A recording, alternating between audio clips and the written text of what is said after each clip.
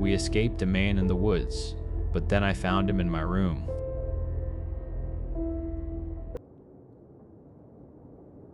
The sound of wood on packed dirt is something you never forget. It's not like a normal footstep. It's a dead sound, a hollow thump that doesn't belong in a forest at night. I was 12 years old the last time I heard it up close, and it's the reason I still can't sleep with my windows open. This was back in 2013. My mom, thinking she was doing me a favor, had signed me up for a summer camp on the Aile du Léron, an island off the west coast of France that gets baked by the sun all July. It was supposed to be 2 weeks of kayaking, campfires, and all the other shit you do when you're a kid with too much energy. My two best friends, Basile and Orion, were there with me. We were a trio of little terrors, convinced we were invincible. The camp was a handful of old, whitewashed cabins plopped down in the middle of nowhere, surrounded by a dense wall of pine and brush.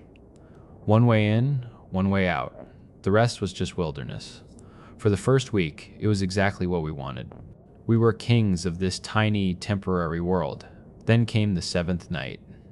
We'd had a bonfire, told stupid ghost stories, and the counselors herded us back to our cabins around 11, lights out. Basile, Orion, and I were all in the same room, whispering in the dark, wired and restless. The air was thick and hot. About an hour passed. The only sounds were the cicadas and the distant wash of the ocean. Then I had the brilliant idea. Let's go for a walk. It was the dumbest fucking thing I've ever said. We slid open our window, dropped one by one onto the soft ground below, and crept across the moonlit courtyard. The counselor's cabin was dark. We were ghosts, slipping past the mess hall and into the blackness of the trees that bordered the camp. The air immediately got cooler, smelled of pine needles and damp earth. We didn't have a plan. We were just exploring, drunk on the thrill of being somewhere we shouldn't. I was in the middle of telling some bullshit story about a werewolf when Basile grabbed my arm. Shut up, listen. We all stopped. At first, there was nothing, just the crickets. Then we heard it. Thump, drag, thump, drag. It was a rhythm. Slow, steady, and getting closer. We crouched behind a thick bush, hearts hammering against our ribs. The sound was heavy, unnatural. We peered through the leaves and saw a path we hadn't noticed before, leading deeper into the woods. A shape was moving down it, away from us. It led to a clearing, and in the middle of it stood a house. It was derelict, the kind of place you see in horror movies. Sagging roof, boarded up windows, a garden choked with weeds. The gate was hanging open on one rusty hinge. We were 12. Of course we went in. The moment our sneakers touched the overgrown lawn, a light flickered on in one of the downstairs windows. We froze. Then came the scream. It wasn't a scream of fear. It was pure guttural rage. A man's voice, deep and raw, roaring something we couldn't understand. The front door of the house flew open and a figure charged out from under the porch. It was him, a huge silhouette against the dim light from the house. He was coming right for us. We didn't think. We just turned and ran. I've never run like that in my life, before or since. It was pure animal terror. Branches whipped at our faces, our lungs burned. I risked a glance over my shoulder. He was gaining on us. The moonlight caught him for a second, and I saw it, his left leg. It wasn't a leg, it was a crude prosthetic, like something from an old pirate movie, made of dark, polished wood. But he was so fucking fast. The thump drag was right behind us, a monstrous heartbeat chasing us through the dark. We burst out of the woods and back into the camp courtyard, screaming our heads off. We woke everyone up. Lights flicked on in the cabins. Counselors came running out, confused and angry. We were all crying, babbling over each other, trying to explain what happened. They dragged us inside, and I think they wanted to believe we were lying, just making it up for attention. But they saw our faces. They saw the scratches, the terror in our eyes. It was real. They scolded us, of course, told us how stupid we were, how we could have gotten hurt. But they believed us. I didn't sleep that night. Every time I closed my eyes, I saw him running, that wooden leg kicking up dirt. I wish that was the end of it. 2 days later, it was our last full day at the camp. The afternoon was blazing hot, and one of the counselors announced we were all going to the local pool to cool off. Everyone cheered. He asked if we all had our swim trunks. I didn't. Mine were still in my room. "I'll go get them," I said. "Hurry back, Alaric," the counselor called after me. I ran back to my cabin alone. It was maybe 50 feet from where everyone was gathered. I pulled open the door and stepped inside, letting it swing shut behind me. Our shutters were always kept closed during the day to keep the rooms cool, so the inside was almost pitch black.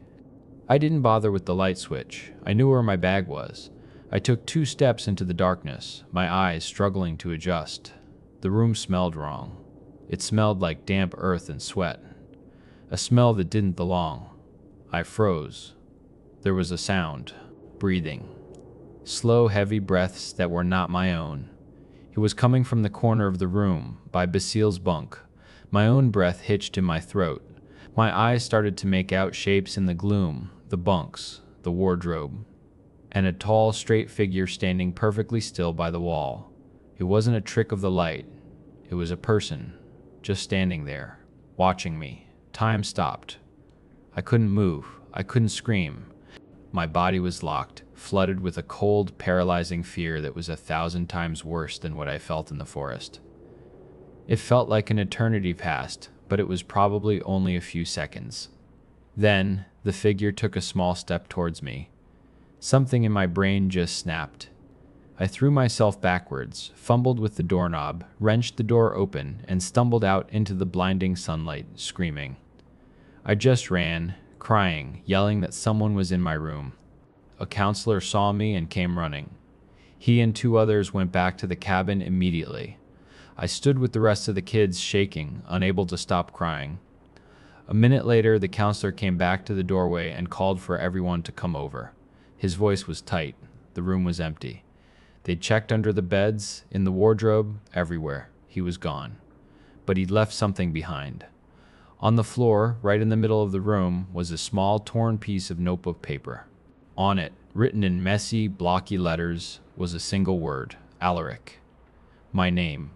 The name the counselor had just called out moments before I went inside. He had heard it. That night, they didn't take any chances. 2 counselors sat on chairs outside the door of every single cabin until sunrise. I lay awake in my bunk, staring at the ceiling, listening to every creak, every rustle of leaves, waiting for the sound of wood on dirt. It never came. The next morning, we packed our bags in silence and got on the bus home. I never went back to a summer camp again. For 6 years, I refused to go on any vacation that involved staying somewhere I didn't know. The questions still crawl around in my head, even now. Who was he? What the hell did he want with me? How did he get into the camp, into my room, and out again without anyone seeing him? Sometimes I laugh about it now, because it sounds so insane. A one-legged man chasing kids through the woods. But then I'll be home alone at night, and I'll hear a floorboard creak upstairs, and I'm 12 years old again, standing in that dark room, smelling the damp earth, and listening to a stranger breathe. So, to the man with the wooden leg from the house in the woods, the man who stood in my room and knew my name, let's never ever meet again.